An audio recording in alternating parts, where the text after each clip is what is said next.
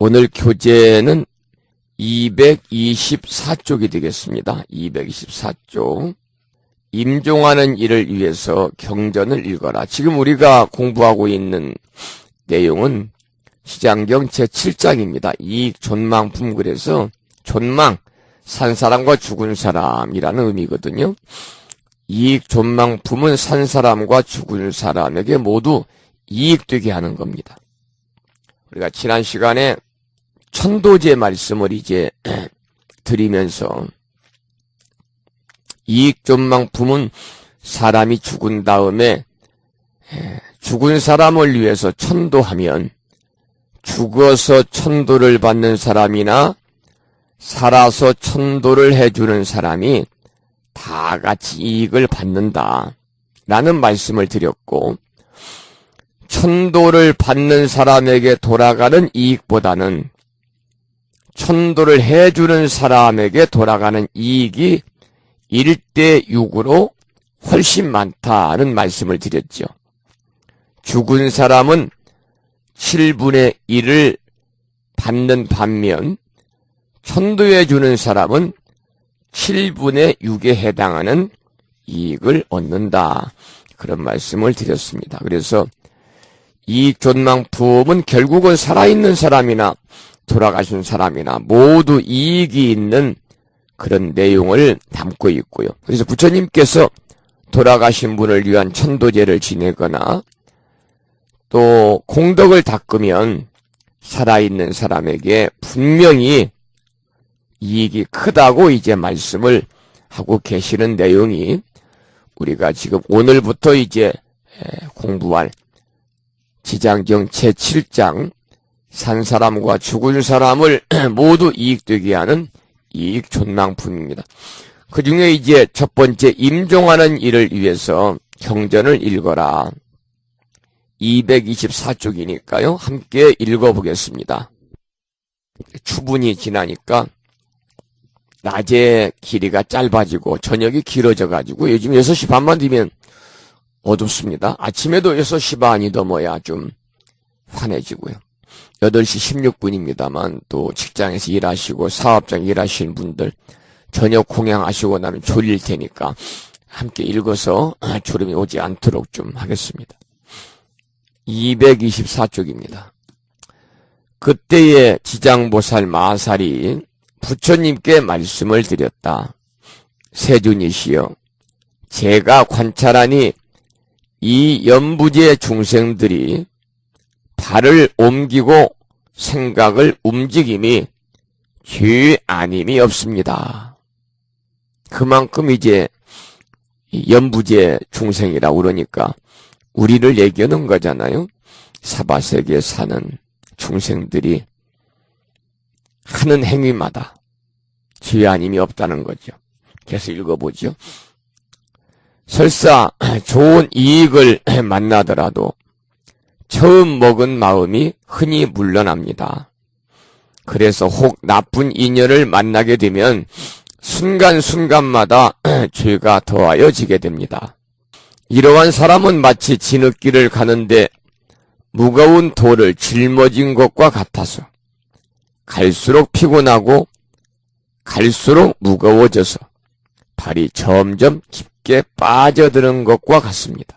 다행히 선지식을 만나면 그 무거운 짐을 덜어서 대신 져다 주거나 혹은 전부 다 져다 주게 됩니다.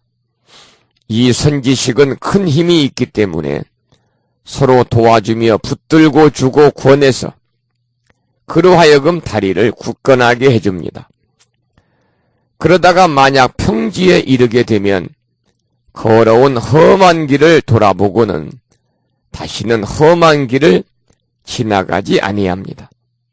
세존이시여, 악을 익히는 중생들은 작은 털끝만한 것에서 시작하여 곧 한량없는 데까지 이르게 되는데 이 모든 중생들이 이와 같은 습관이 있으므로 목숨이 닿을 때에 남녀의 권속이 마땅히 그를 위해 복을 베풀어 앞길을 도우며 혹 깃발과 일산을 달며 혹 기름 등잔을 켜며 혹 좋은 경전을 독송하고 혹 불상과 여러 성상에 공양을 올리며 혹 부처님과 보살과 벽지불의 이름을 하나하나 분명하게 불러서 임종하는 사람의 귀에 들리게 하거나 또는 근본식에 남아있게 합니다. 근본식에 밑줄을 치시고요.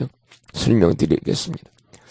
그렇게 하면 이 모든 중생들이 자신이 지은 악업으로 그 과보를 느끼게 됨을 헤아려 보아 반드시 악취에 떨어지게 될지라도 권속들의 그 임종하는 사람을 위하여 이러한 성스러운 인연을 닦음으로써 이와 같이 많은 죄가 모두 소멸될 것입니다.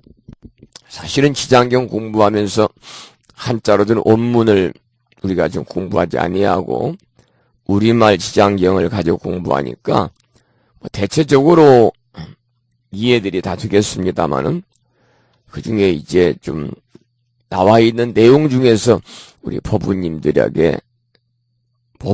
알아야 되는 내용들이 있으면 좀 부연해서 말씀을 드리겠습니다.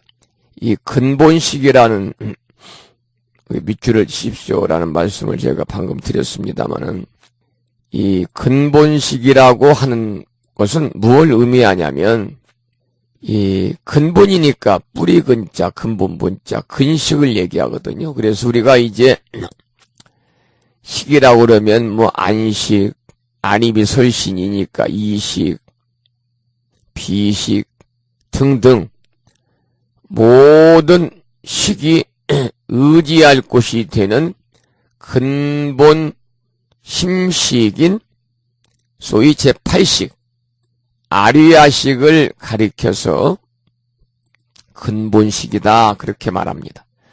제8식 근식 뿌리 근자입니다. 근식이고 우리가 이 근본식 그러면 아리아식을 얘기한다. 그 아리아식 제8식을 달리 우리가 부를 때는 본식이다. 근본식이다 이렇게 말하니까요. 제8식을 우리가 아리아식을 여러분이 이제 근본식이다 이렇게 이해를 하시면 되겠습니다.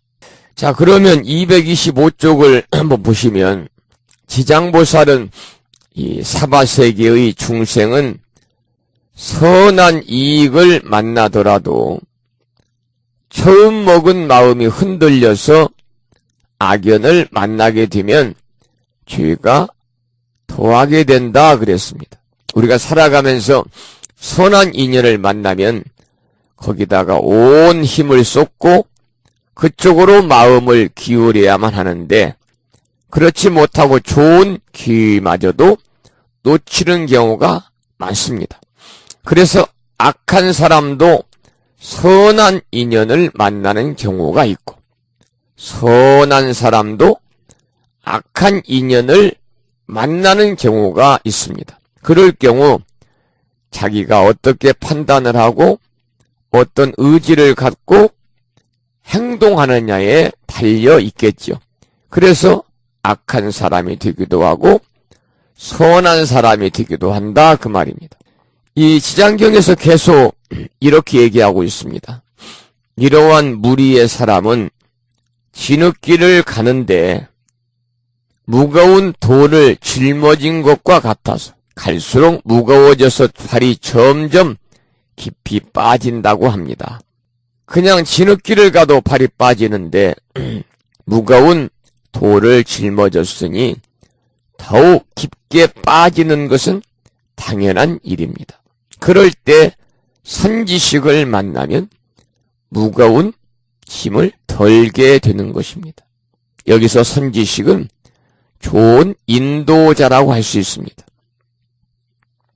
인생에 대해서 잘 아는 사람, 인생의 바른 이치에 대해서 꿰뚫어 아는 사람을 선지식이라고 합니다. 그 선지식이 악연과 선연에 대해서 자세히 설명해 주어가지고 그대로 따라가면 자기의 힘을 들 수 있다 그 말입니다. 불교의 어떤 이치를 만나서 인생이라는 것을 이해하게 된다면 우리는 그 순간 마음이 홀가분해지는 경우가 많습니다. 선지식은 큰 힘이 있기 때문에 서로 도와주며 붙들어주고 권해서 다리를 굳게 해준다고 합니다. 또한 평지에 이르게 되면 나쁜 길로 갔던 것을 반성해서 다시는 그런 길로 가지 못하도록 합니다. 226쪽입니다. 화엄경 입법계품에 선지식은 나의 사부. 이 사부라고 하는 것은 이제 자기를 이끌어주는 스승을 얘기합니다. 그래서 이 사자는 스승사자, 부자도 스승부자를 써서 자기를 이끌어주는 사람입니다. 선지식은 나의 사부. 선지식은 나에게 진리의 가르침을 보호해주고 보여주고 인도해 주신다. 선지식은 나에게 진리의 가르침을 보여주고 인도해 주신다. 선지식은 나의 안목. 부처님을 저 텅 빈 허공과 같이 보게 하신다. 선지식은 나의 항구. 그 항구를 통해서 열애의 연꽃못으로 들어가게 하신다라고 화엄경 입법계품에서 말한 선지식에 관한 내용이었습니다. 본문에서 이 부처님과 보살, 벽지불의 한 이름과 한 호를 임종하는 사람의 귀에 들리게 하면 좋은 결과를 얻을 수 있다. 그렇게 방금 우리가 읽었습니다. 여기서 이제 명호를 우리가 외운다고 하는 것은 지장경 전체를 통해서 여러 번 나오는 이야기입니다만은 여기서 임종하는 사람의 귀에 들리게 한다는 말은 임종하는 사람에게 부처님의 말씀을 들려준다는 겁니다. 그래서 특히 이제 우리 이웃정교 같은 경우는 임종 예배도 있고 임종 미사도 있고 그래요. 근데 우리 불교에서는 임종 연부를 잘 안 넣은 것 같아요. 저도 이제 몇 년 전에 속가의 어머님께서 이렇게 이제 임종을 앞두시고 임종을 앞두고 정신이 좀 이렇게 이제 흐리지 않을 때죠. 정신이 맑을 때. 다만 이제 그 생과 사의 그 이제 갈림길에서 좀 힘들어하고 계실 때 성당의 신부님하고 그리고 수녀님을 모셔가지고 종부성사를 받습니다. 이 종부성사가 말하자면은 우리 불교에서 말하는 임종 연불이고 기독교에서 말하는 임종 예배입니다. 그러니까 성당에서는 임종 미사라고 할 수도 있겠죠. 저도 한 2년쯤 됐나요?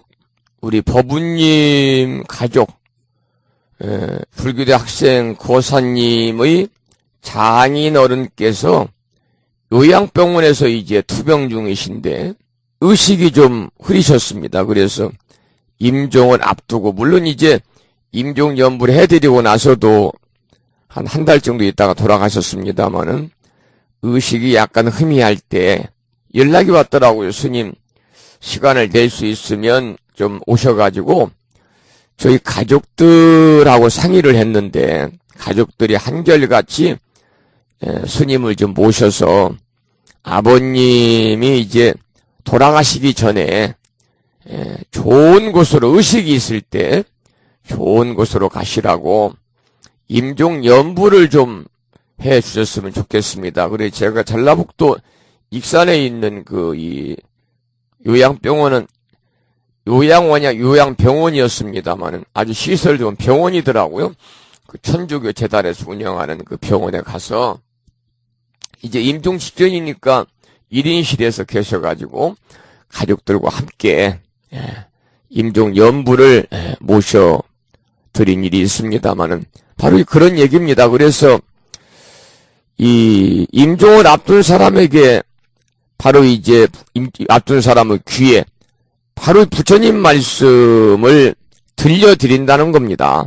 여기서 이제 임종하는 사람의 귀에 들리게 한다는 말은 바로 임종하는 사람에게 부처님 말씀을 들려준다는 것입니다. 그래서 물론 사후에 이제 49제도 뭐 중요하고 돌아가시고 나서 또 그 장례식장 빈소에서 영가님을 위해서 시다림 연불, 시다림 법문을 해드리는 것도 중요하지만 사실은 의식이 있을 때 스님을 모셔서 임종 직전에 임종 연불을 들려드리는 것이 그 돌아가실 분을 위해서는 가장 좋다. 그래서 이 가족들이 또 자식들이 이제 연세가 많아서 또 병환으로 돌아가시는 부모님을 위해서 또 가족 형제들을 위해서 할 수 있는 일은 가장 좋은 것은 임종연불이고 그 다음에 시다림 법문이고 그 다음에 49제고 천도제다 그런 말씀을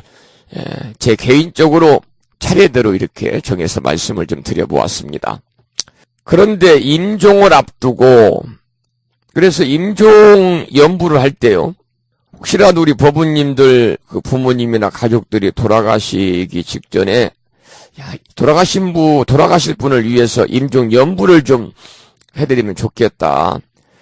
그런데 이 돌아가시기 직전에 임종연불을 하면서 그 연불하기 전에 수계를 할 수가 있습니다. 수계.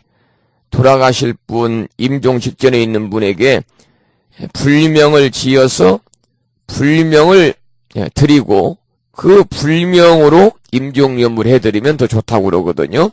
이런 점을 참고 삼아서 우리 법부님들 나중에라도 살다 보면 뭐 부모님이나 가족들 임종을 우리가 이제 앞둔 분들이 계실 거니까 참고 삼으시면 좋겠다 그런 말씀을 드리고, 그런데 흔히 임종을 앞두고 가족들이 자꾸 울고 불고 야단 법석을 떠는 것은 임종을 앞둔 사람에게는 좋은 일이 아닙니다.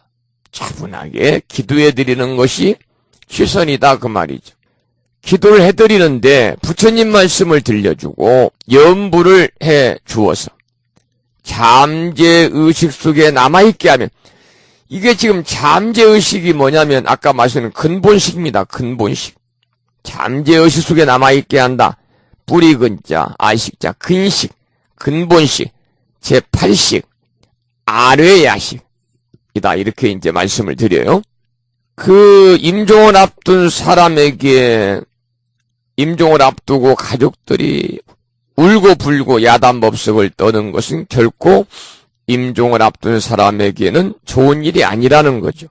임종 앞둔 사람에게는 우리 불자들이니까 부처님 말씀을 들려주고 스님을 모셔서 임종연보를 해 주어가지고 해드려서 잠재의식 속에 남아있게 하면 그 인연으로 죄가 소멸되어 좋은 곳에 태어난다고 합니다. 그래서 좋은 곳이라고 하는 것은 극락세계를 말씀하는 거죠. 그래서 방금 말씀을 드린 것처럼 아까 근본식 밑주셨잖아요. 그것이 근본식이 줄여서 본식입니다. 본식이라고도 하고 근식이라고도 하는데, 근본식, 본식이라는 것은 방금 말씀을 드린 것처럼 제8식, 저장창고, 아리아식이라고 해서 결코 없어지지 않는 우리들의 잠재의식을 말하는 거죠. 그래서 귀에는 들리거나 들리지 않거나 상관없이 우리의 제8식인 근본식, 아리아식은 모든 것을 저장해가지고 중요한 것은 그 다음 생으로 전이가 된다는 겁니다. 그러니까 임종을 앞둔 사람이 의식이 있어서 알아들으면 더 좋고, 의식이 희미해져가지고 알아듣지 못한다 할지라도 알아듣든 알아듣지 못했든 상관없이 그 8식인 근본식, 아리아식에 저장이 돼가지고 다음 생으로 전이가 된다는 거죠. 그래서 임종을 앞둔 사람에게 연불을 해주면 그 사람의 귀를 통해서 어디에 저장이 되느냐? 제8식에 저장이 되는 겁니다. 제8식. 우리가 이제 6식, 7식, 8식 우리가 이제 공부를 했잖아요. 그 팔식이 저장 창고입니다. 저장 창고.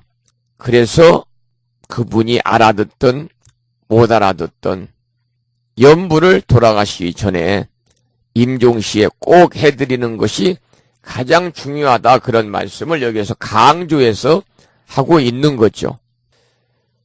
특히 이제 이 임종시에 저는 개인적으로 연불이 대단히 중요하다라고 생각을 하는 사람이라서 몇 차례 아침 방송을 통해서도 여기에 관한 말씀을 제가 드렸습니다마는, 그런 사실은 우리가 이제 이 실생활에서 보면은 임종시에 스님을 모셔가지고 연부를 해드리는 분들이 그렇게 많지 않아요.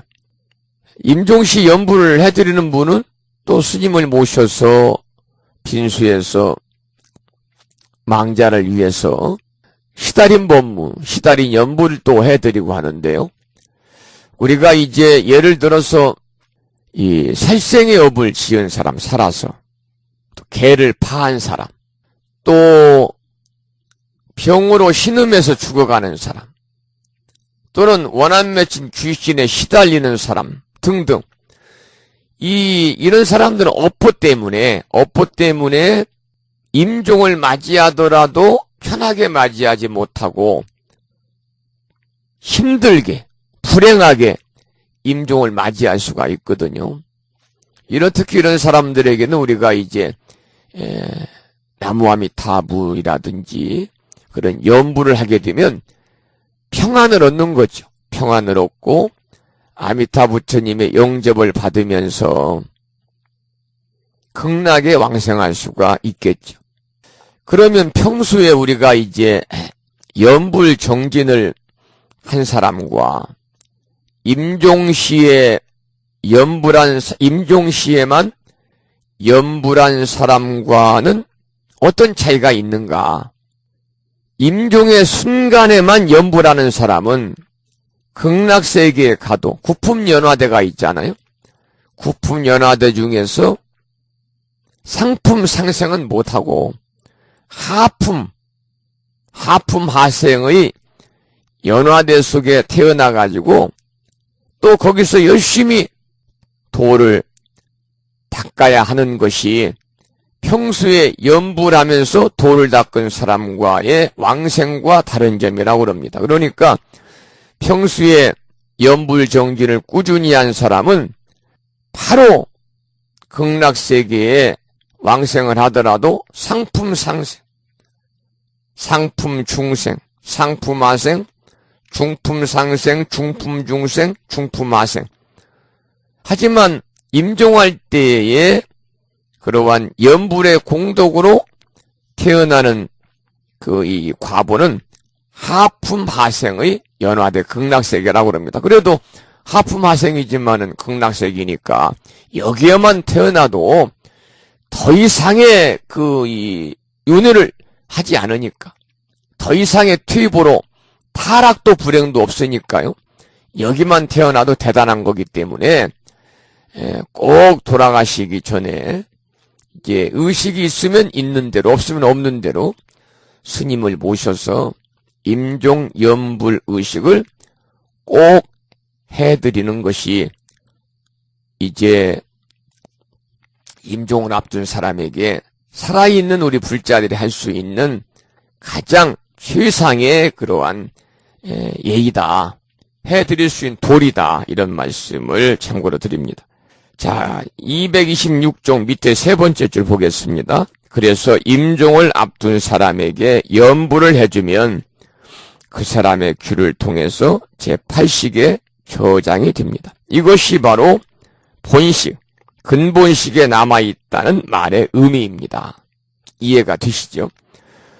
우리가 윤회하는 것은 그 근본식이 없어지지 아니하는 의식세계가 있어서 윤회를 하게 되는 겁니다. 그러니까 중생이 지은 악업으로 과부를 느끼게 될 때 임종하는 사람을 위해서 선근을 닦았기 때문에, 선근을 닦았다는 것은 임종하는 사람을 위해서 부처님 말씀을 들려주었기 때문에 그 말입니다. 임종 연부를 해 주었기 때문에 그 말입니다. 그래서 지위의 과부에서 벗어날 수가 있다.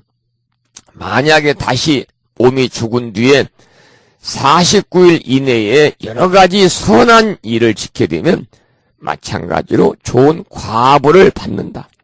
망인을 위해서 49일 이내에 복을 지어주는 것이 가장 효과가 큽니다.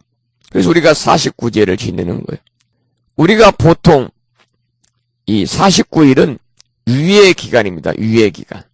우리가 보통 꿈을 꾸어도 그 꿈의 내용에 따라서 잊혀지지 않는 경우가 있죠. 그래서 험하기도 하고 슬프기도 하고 한편 좋기도 한 이 세상에 숱한 인연을 맺으며 살아왔는데 죽었다고 당장 그 영혼이 사바세계를 바로 떠나진 않습니다. 우리가 꿈을 꾸어도 우리의 기억 속에 머물러 있는데 목숨이 다했다고 쉽게 떠나겠습니까? 그래서 49제에서 연불과 법문을 해주어 가지고 인생의 실상을 깨우쳐 주는 것이죠.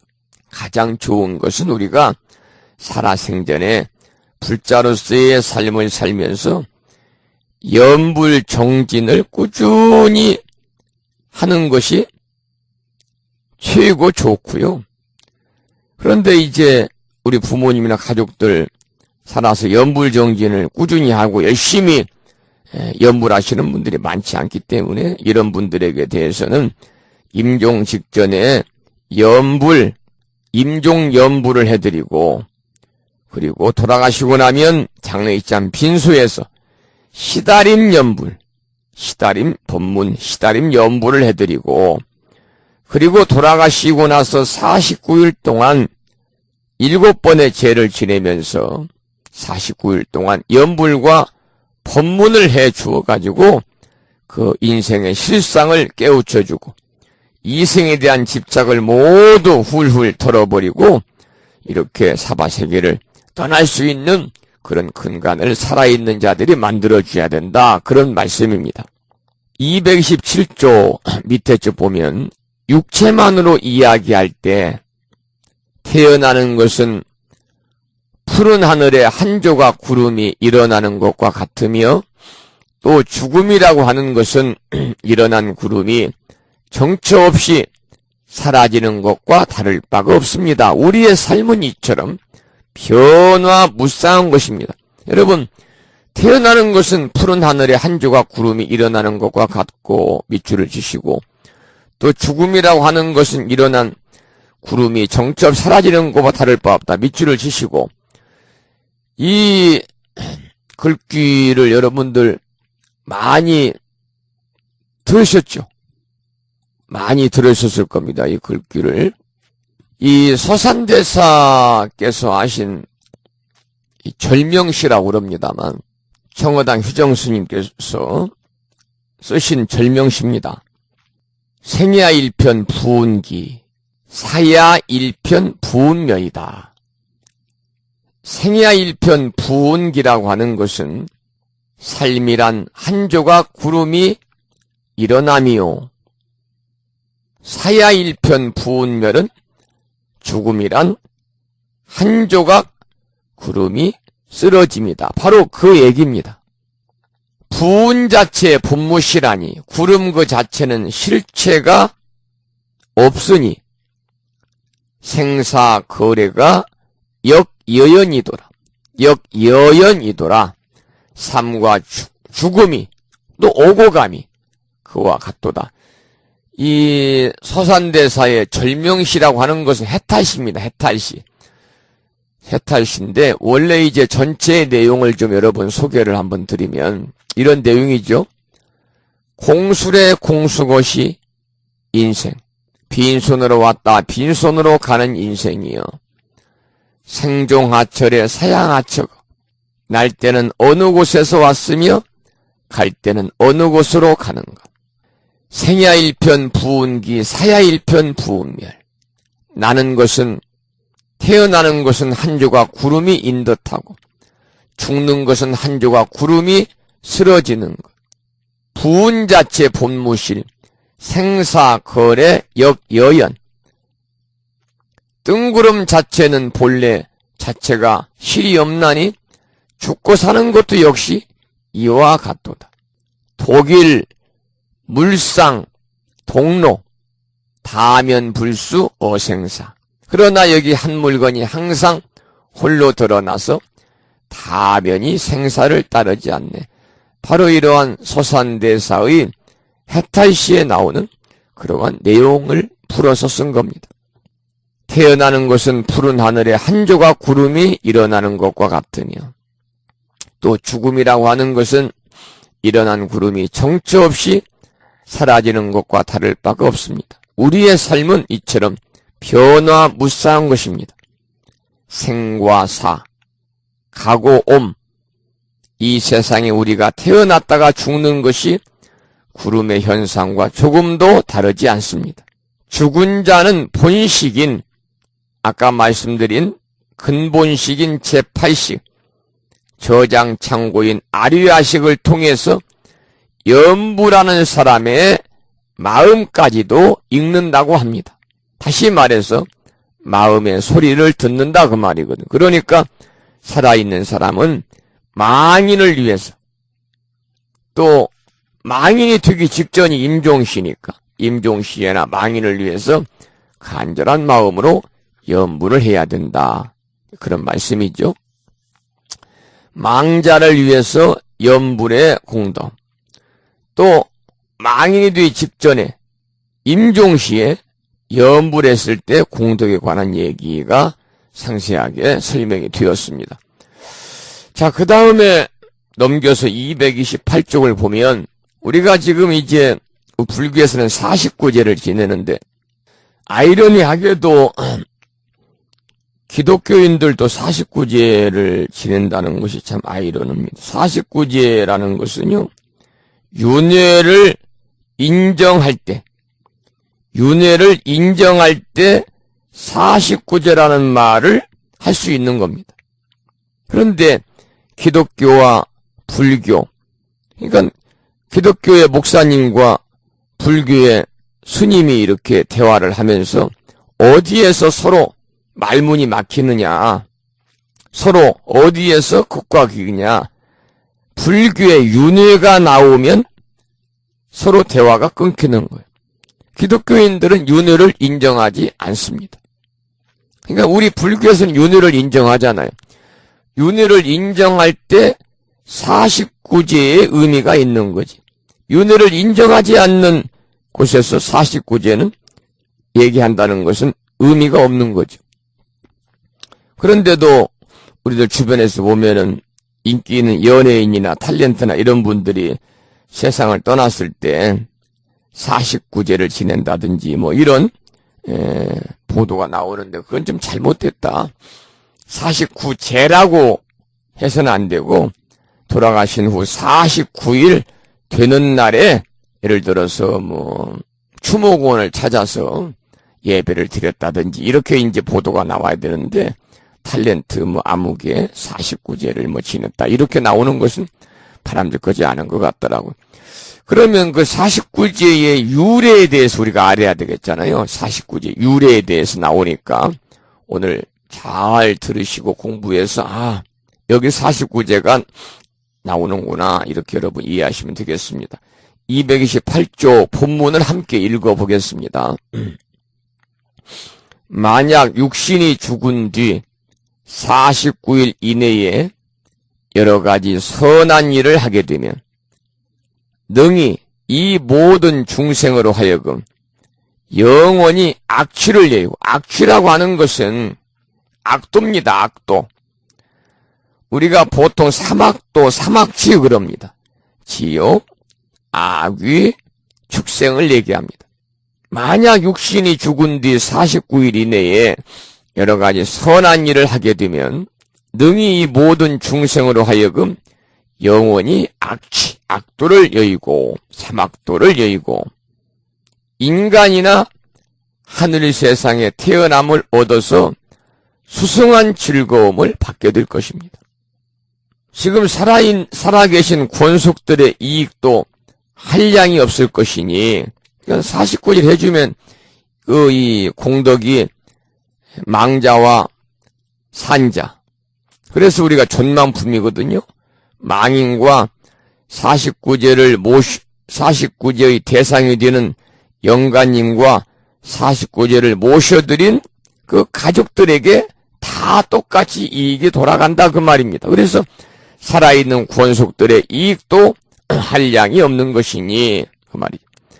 이러한 까닭으로 제가 지금 부처님과 천룡팔부와 사람인 듯 사람 아닌 듯한 이들의 증명하에 연부제 중생들에게 권하기를 임종하는 날 산목숨을 죽이지 말고 나쁜 인연을 짓지 말며 귀신에게 절하여 제사하지 말고 모든 도깨비들에게 구하는 일을 하지 말도록 합니다. 임종하는 날 산 사람들이 해서는 안 되는 일입니다. 229쪽을 보시면요. 왜냐하면 산 목숨을 죽이고 또는 내지죠. 귀신에게 절하여 제사 지낸다고 하는 것은 작은 먼지만큼도 돌아가신 분에게 이익이 없으며 다만 죄악의 인연만 더욱 깊이 맺어집니다. 가령 내생이나 혹은 현생에 성인의 힘을 입어 인간이나 하늘에 태어나게 된다 할지라도 임종 때 여러 권속들이 이러한 나쁜 인연을 지은 관계로 목숨을 마친 사람이 여러 가지 허물들을 변명하느라고 좋은 곳에 태어나는 것이 늦어집니다. 하물며 목숨을 마치는 사람이 살아있을 때 조그마한 선근도 쌓지 못하였다면 자신이 지은 업에 의하여 스스로 악도에 떨어지는 과보를 받게 될 것입니다. 이치가 그러하거늘 어찌 차마 권속마저 다시 업을 더 무겁게 해서야 되겠습니까? 비유하자면 어떤 사람이 먼 곳에서 오는데 식량이 떨어진 지 사흘이나 되고 지고 있는 짐은 100근이 넘는데 문득 이웃에 사는 사람을 만나서 다시 작은 물건을 부탁받게 되면 이것 때문에 점점 더 피곤하고 짐은 더욱 무거워지는 것과 같습니다. 세준이시여, 제가 살펴보니 연부제 중생들이 다만 부처님의 가르침 가운데서 선한 일을 털어가나 물 한 방울, 모래알 하나, 먼지 하나만큼만 했어도 이와 같은 이익을 모두 다 자기 자신이 얻게 될 것입니다. 49제에 관한 이야기입니다. 그래서 사람이 죽은 뒤에 49일 이내에 널리 선한 일을 지어라. 가족들이, 살아있는 사람들이 돌아가신 분을 위해서 널리 선한 일을 짓고, 또 여러분 아시다시피 49제는 77제라고 하는데 제를 지낼 때 7번을 지내기 때문에 일주일에 한 번씩 7번을 지내니까 77제입니다. 77제. 77에 49, 그래 49제인데 49제를 지내는 동안에 망자를 위해서 주옥 같은 법문과 그리고 연부를 들려드림으로써 돌아가신 사람이 그 소리를 듣고, 돌아가신 분도 근본식이 있다고 그랬잖아요. 근본식이 있기 때문에 망자가 주옥 같은 부처님의 법문이라든지 연부를 들을 수가 있는 거죠.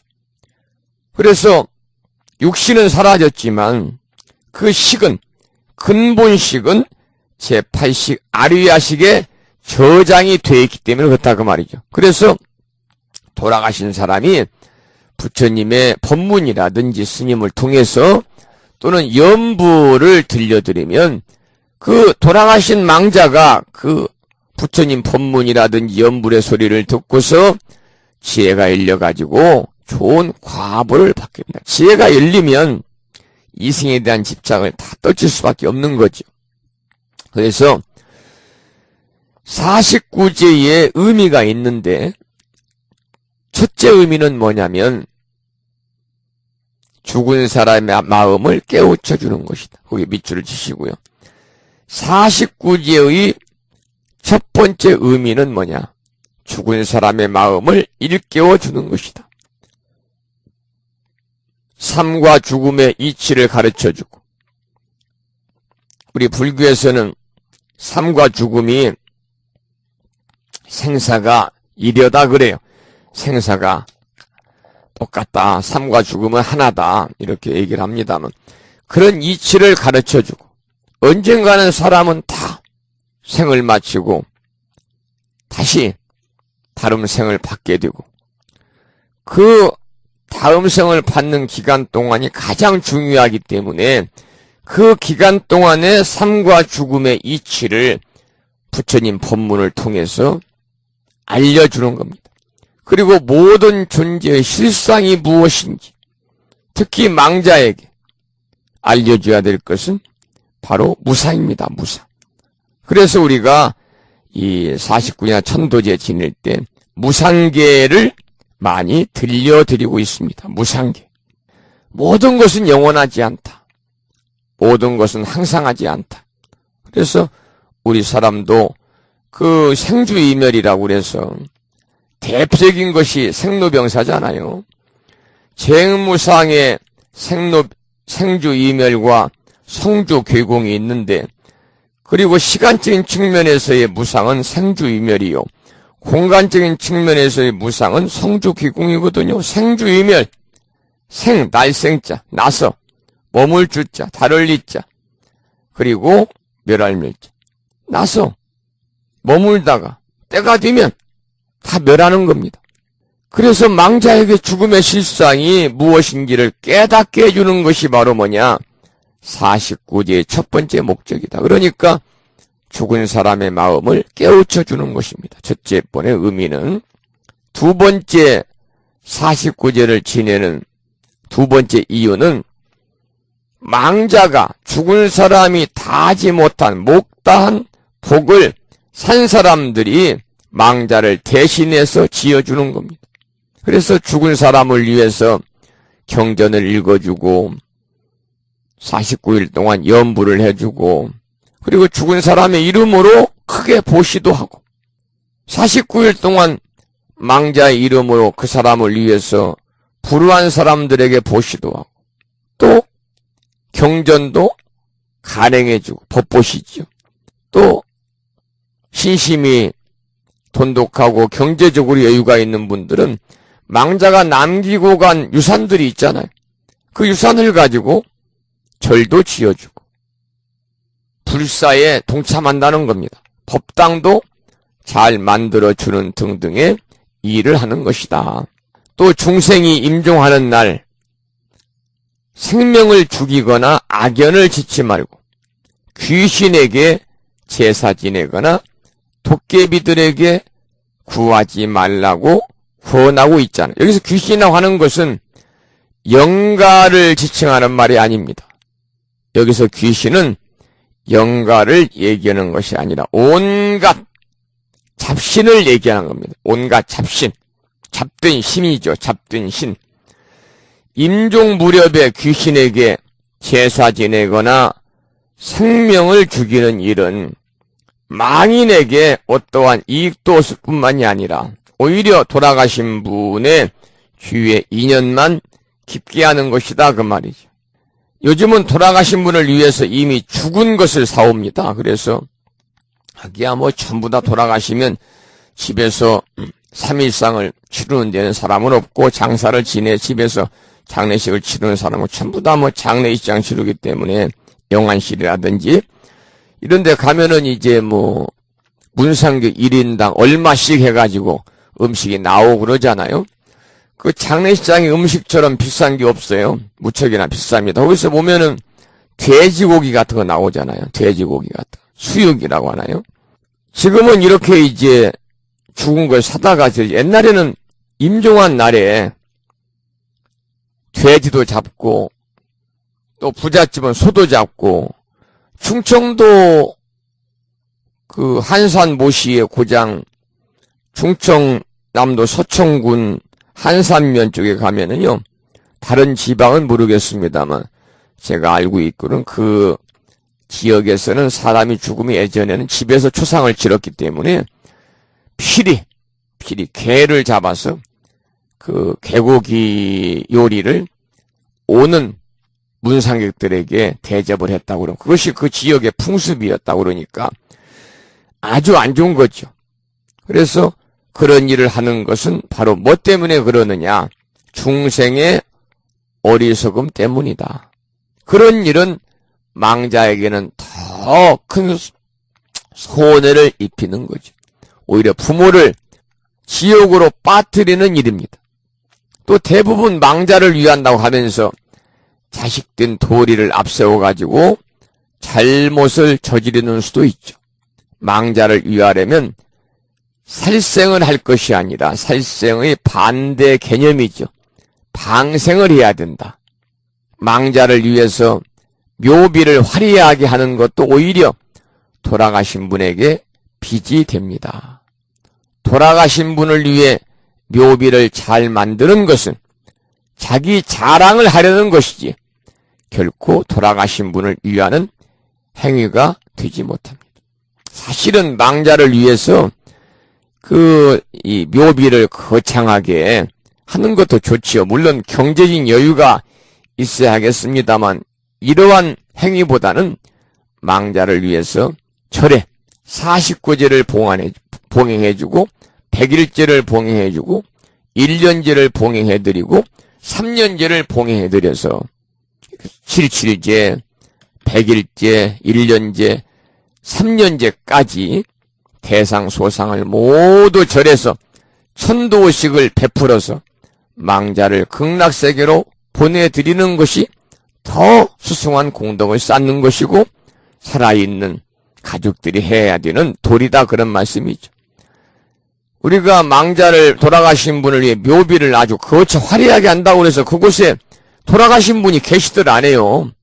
거기에는 다만 이미 흩어져 버린, 지수아픈 흩어져 버린 그 육신이 묻혀 있는데 그것도 화장을 해버리면은 이제 뼈만 묻혀 있고, 화장하는 분들은 매장을 하니까 육신이 묻혀 있지만 육신은 시간이 지나면 다 변해버립니다.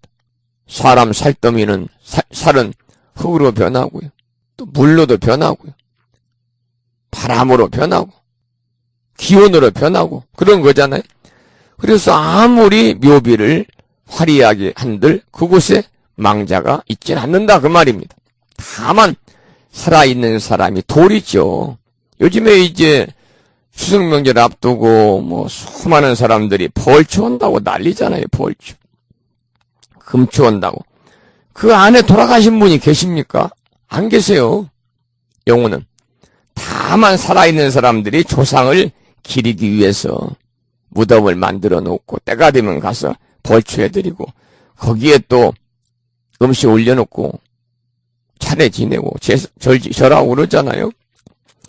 물론 그것도 좋지만 정말 중요한 것은 망자를 위해서 망자에게 방금 말씀을 드린 것처럼 망자의 마음을 일깨워주는 것이 좋다. 그러기 위해서는 그 사람을, 그 망자에게 부처인법을 전해드리고 연부를 통해서 악두에 떨어지지 아니하고 극락세계에 왕생할 수 있는 그런 인연처를 산 사람들이 만들어줘야 된다, 그런 말씀이죠.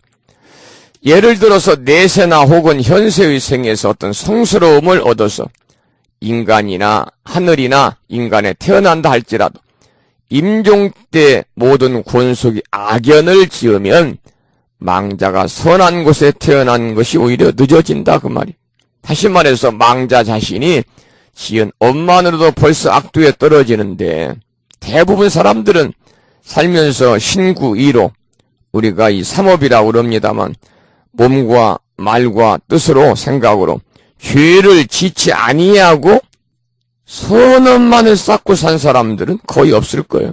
그러니까 누구든지 악업의 과보가 있기 때문에 그 악업의 과보만으로도 벌써 망자가 사막도에 떨어지는데 산 사람들이 또 거기에 다른 악업을 지어가지고 망자가 그 과보까지 받게 된다면 더 좋은 곳으로 가는 것은 요원한 거다. 더욱더 시간이 지체되고 늦어지는 거다. 그런 말씀이죠. 49제를 모셔드리는 두 가지 의미에 관해서 함께 생각해 봤습니다. 하나는 죽은 사람의 마음을 일깨워 깨우쳐 주는 것이다.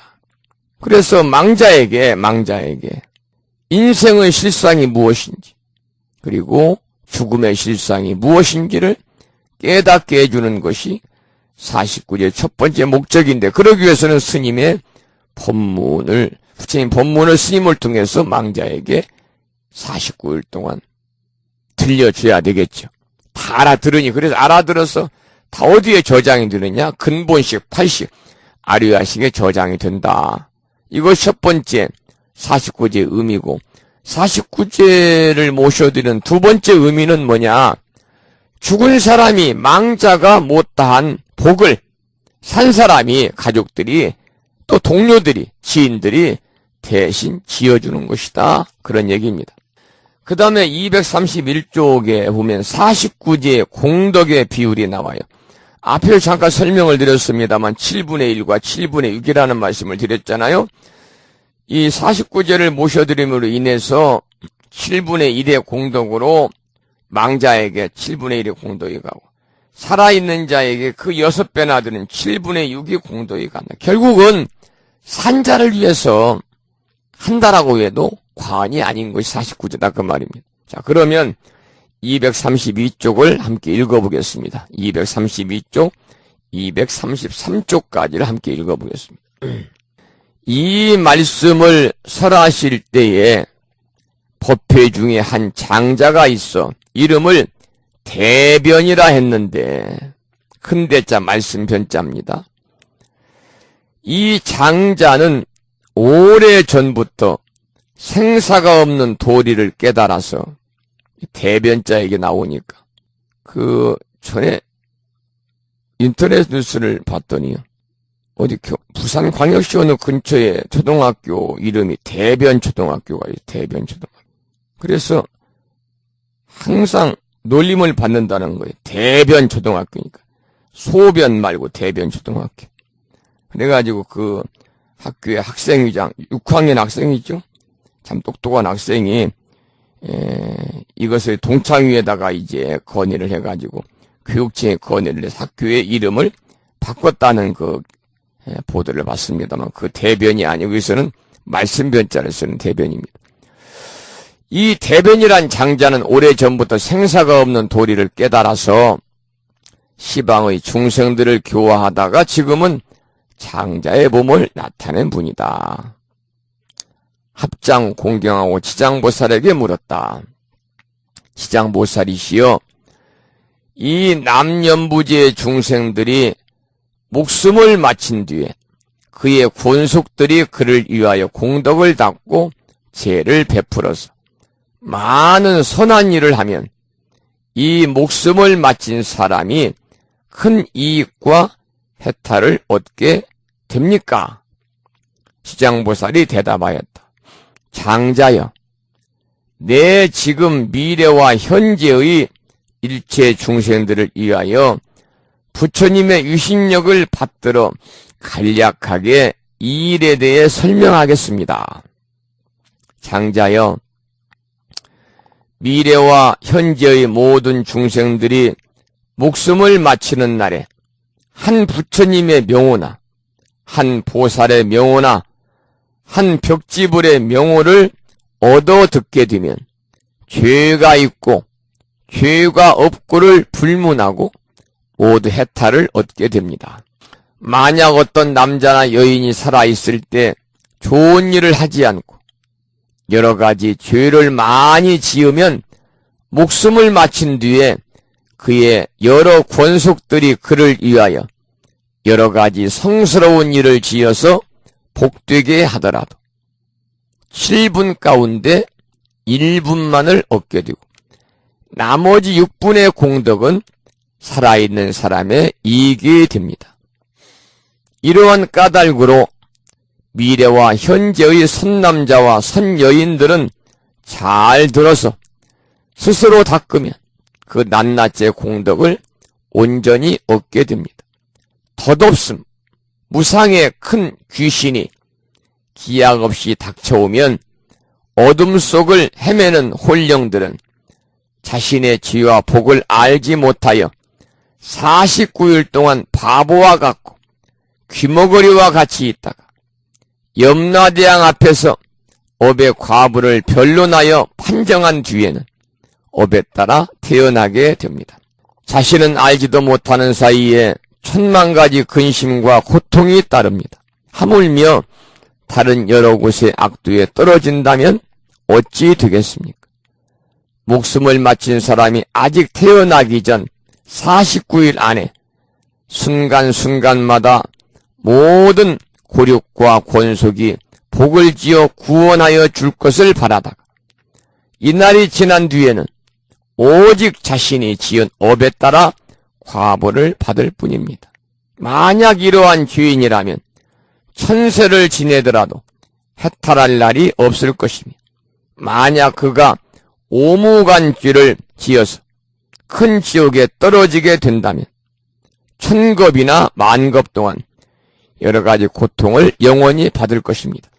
조금 전에 읽어드린 내용 중에서 목숨을 마친 사람이 아직 태어나기 전 49일 동안 순간순간 모든 고륙과 권속이 복을 지어 구원해 줄 것을 바라다가 이날이 지난 뒤에는 오직 자신이 지은 업에 따라 과보를 받는다 그랬거든요. 이 망자는요, 49일 동안 기다린다는 거죠. 누가 나를 위해서 나를 구원해 주지 않는가? 나를 위해서 복을 지어줄 사람이 없는가? 이 말은 부모님들 같으면 자식이, 형제들 같으면 형제들이, 권속 친척들이 나를 위해서 49제를 모셔줄 것, 49제를 지내줄 것을 기대하다가 49일이 지나도 찾는 이가 없으면 살아생전에 자식으로부터 받은 불효보다도 더 크게 낙심하고 더 크게 근심 걱정하는 것이 바로 영가들이라는 거죠. 그러다가 이제 49일이 지날 때까지 아무도 자식이나 가족들이 찾아주는 이가 없으면 어떻습니까? 이제 갈 곳은 정해야 되는데, 그러면 자기가 지은 업의 과보를 그대로 받아서 가기 때문에 대부분 어디로 떨어지느냐? 악취, 지옥아기 축생의 사막도에 떨어진다, 그런 얘기죠. 234쪽을 보시면 방금 읽어드린 내용에 대한 구체적인 강의가 나와 있습니다. 설사 유족들이 돌아가신 분을 위해서 천도제를 지내고 복을 지어드린다고 하더라도 그것은 7분의 1만 망자에게 돌아가고 나머지 7분의 6은 유족에게 돌아온다는 이야기입니다. 앞에서도 이야기한 바가 있지만 우리가 반복해서 가슴에 새겨둘 필요가 있다. 결국 그 교훈은 자신의 업은 자신이 소멸하고 자신의 복과지에는 자신이 닦아야 한다 하는 자작자수, 자신이 짓고 자기가 받고 자업자득의 원리를 벗어날 수 없다는 뜻이다, 그 말. 설사 그러더라도 유족은 망자를 위해서 지혜의 말씀을 들려드리고 복을 지어드려야 한다는 의미도 함께 내포하고 있습니다.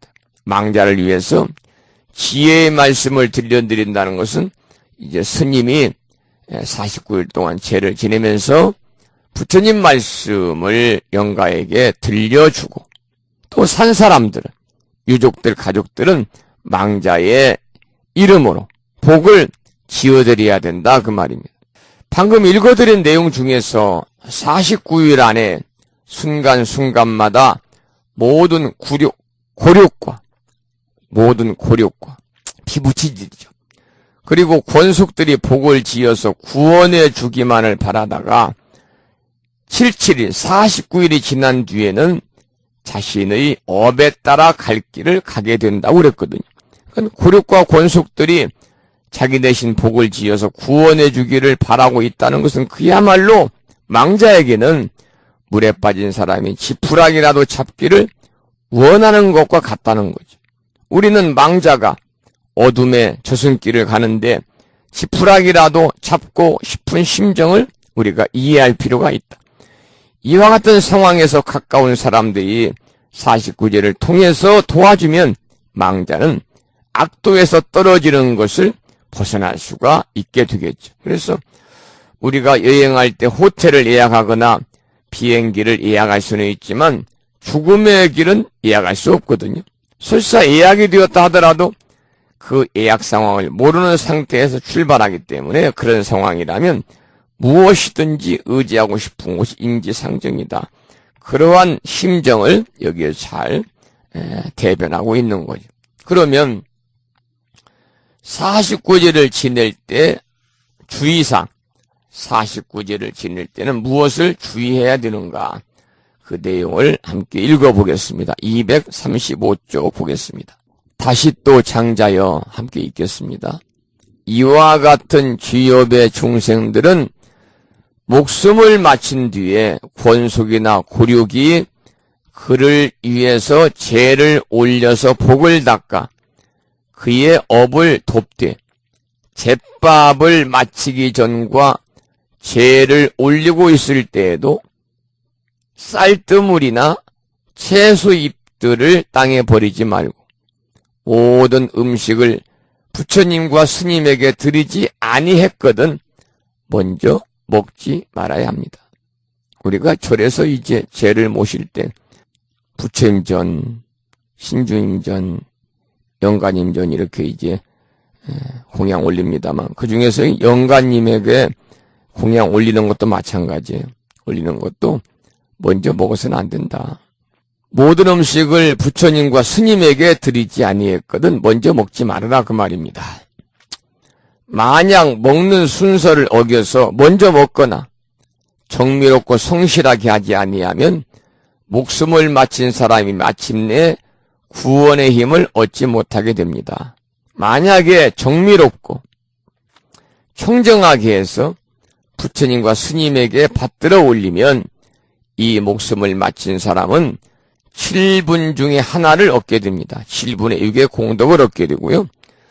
그러므로 장자여 연부제 중생들이 만약 그의 부모와 권속을 위하여 목숨을 마친 뒤에 죄를 베풀어서 공양을 올리되 지극한 마음으로 부지런히 정성껏 하면 이런 사람은 살아있는 사람도 돌아가시는 분도 다 함께 이익을 얻게 됩니다. 그래서 죄를 모실 때는 그 자세가 아주 정성 어린 마음으로 죄를 모셔야 된다 그 말이죠.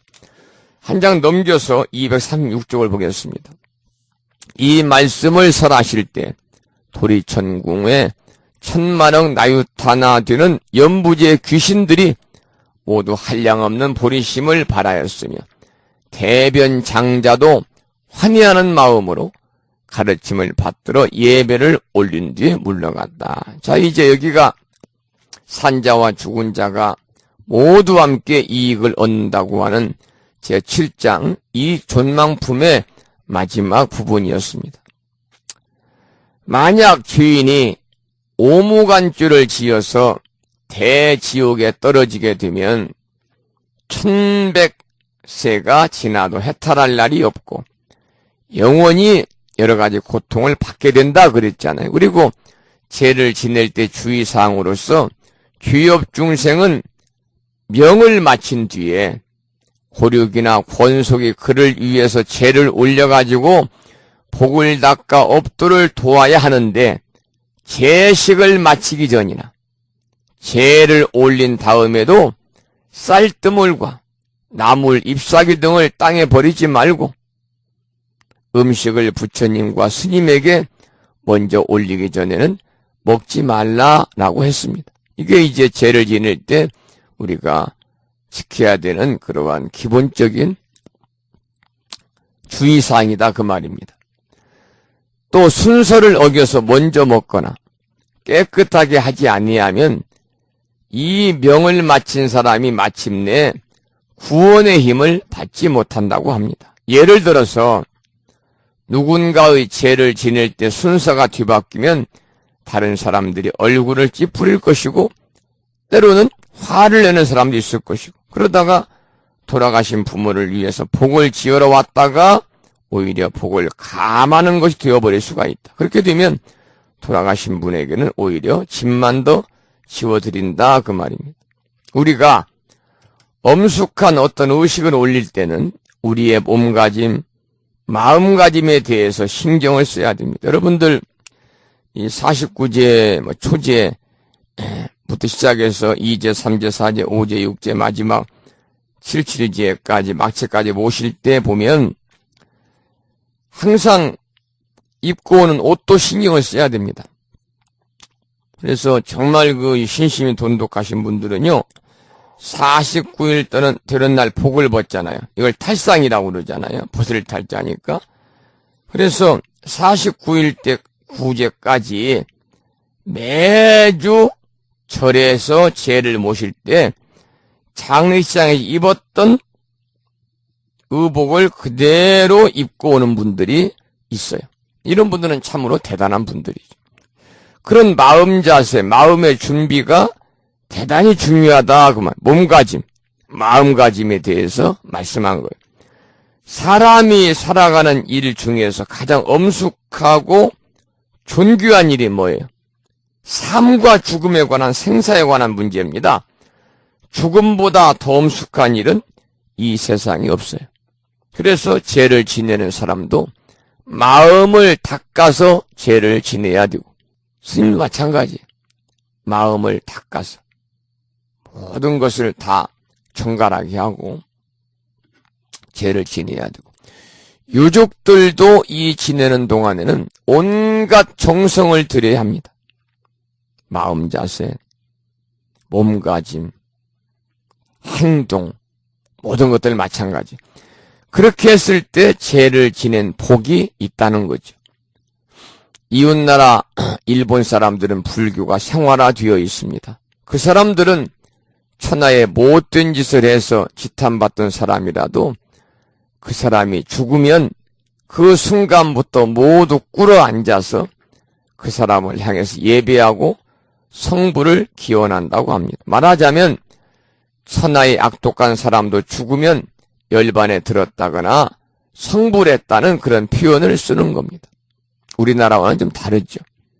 그런 마음들은 바로 이 지장경의 영향이다. 그래서 일본에서 지장신앙이 많이 발달이 되고 지장신앙이 많이 이렇게 널리 그 불자 사이에 독송되고 들켜지고 있는 신앙이죠.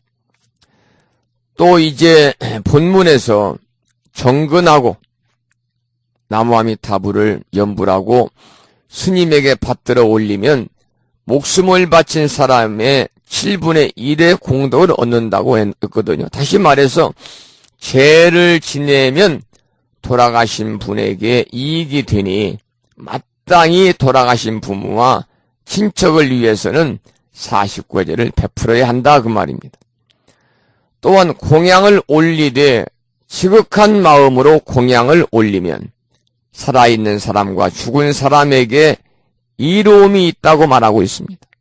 우리가 공양 올리는 일만 아니라 모든 일이 다 불교에서는 지극한 마음을 해야죠. 특히 망자를 위해 지극한 마음으로 공양 올리면 망자뿐만이 아니라 살아있는 사람까지도 이로움이 있다. 그래서 이익 전망품입니다. 이 말씀을 설하실 때 도리천궁에 있던 연부제의 모든 귀신들이 한량없는 보리심을 발하였으므로 대변 장자도 환희하는 마음으로 가르침을 받고 예배를 올린 뒤에 물러갔다고 합니다. 그런 맥락에서 죄를 지내는 일은 하나에서 10가지 모두가 진지하고 엄숙하고 정숙하고 또한 성의를 다해야 합니다. 죄 지낼 때 하는 법문을 재법문이라고 하는데 재법문을 하는 스님들 중에 간혹 웃음을 자아내게 하려는 경우도 있습니다만 반드시 삼가야 된다. 우리가 죄를 지낼 때는 어떤 의식보다도 엄숙하게 의식을 집전해야 된다. 집전하는 스님도 엄숙하게 해야지 이렇게 웃는다든지 뭐 이런 자세를 해서는 안 된다. 진지하고 엄숙하고 열과 성을 다해서 제 의식을 집전해야 된다. 그 말입니다. 법력이, 우리가 법력이라는 말을 많이 하잖아요. 저 스님은 법력이 있다. 법력이 있다. 바로 이제 법력이라는 건 법의 힘입니다.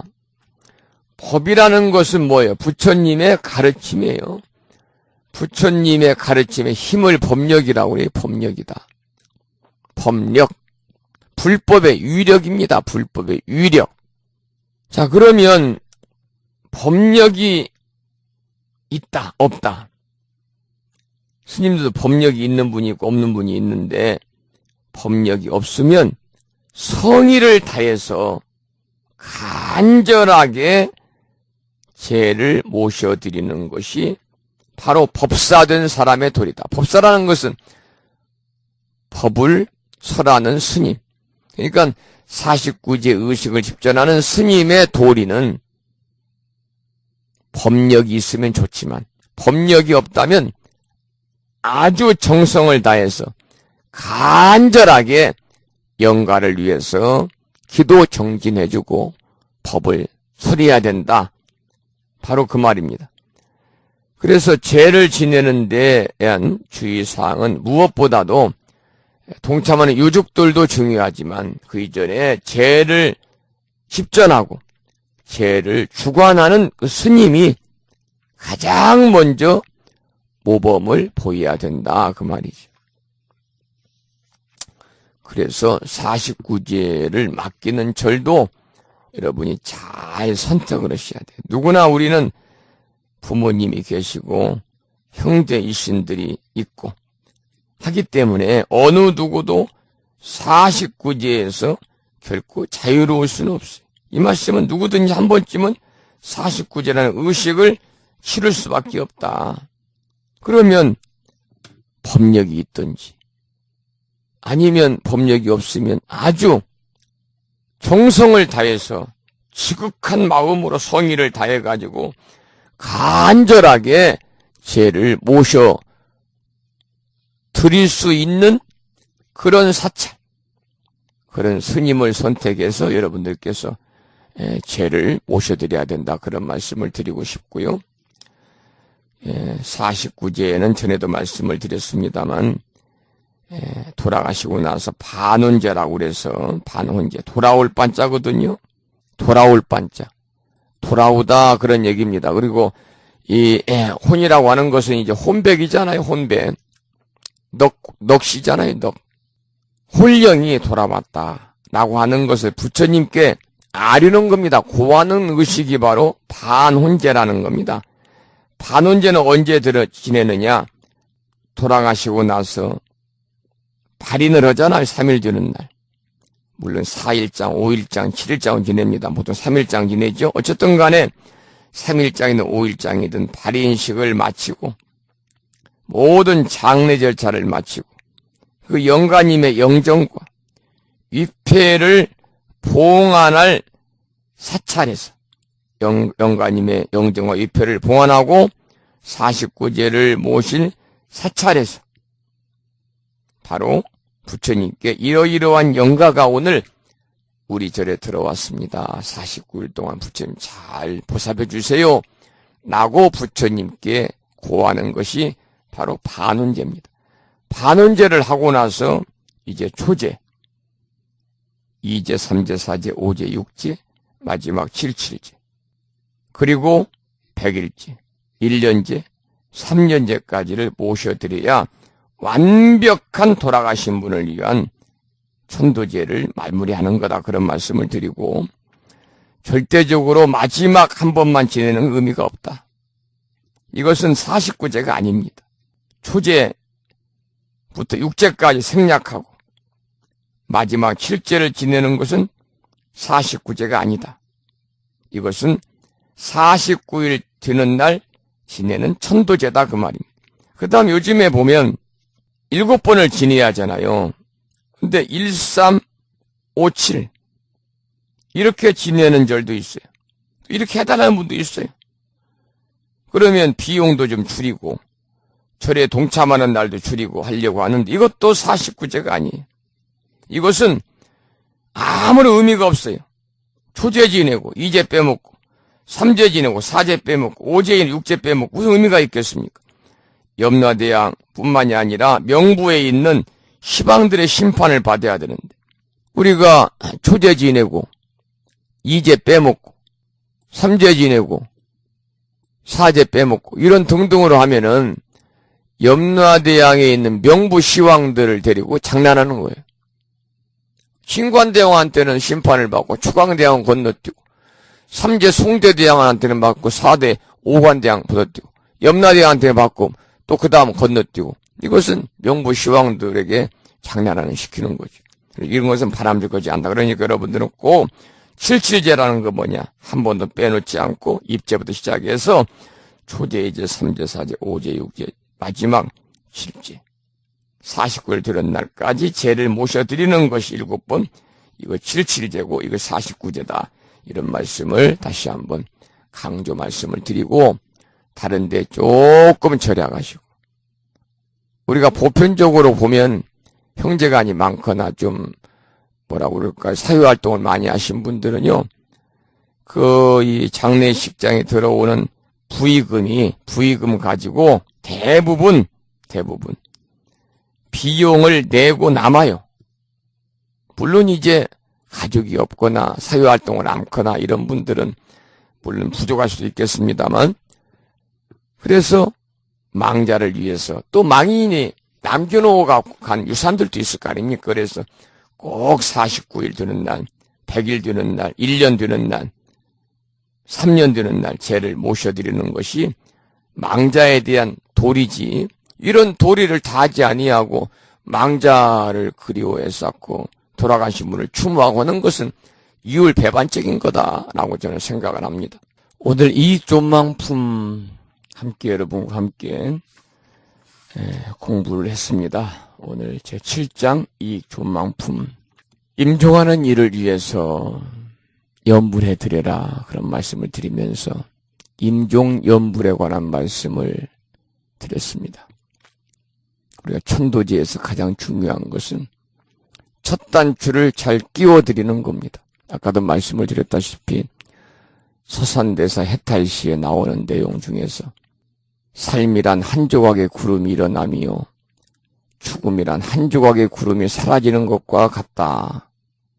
생야 일편 부운기요 사야 일편 부운멸이라는 말씀을 드렸습니다.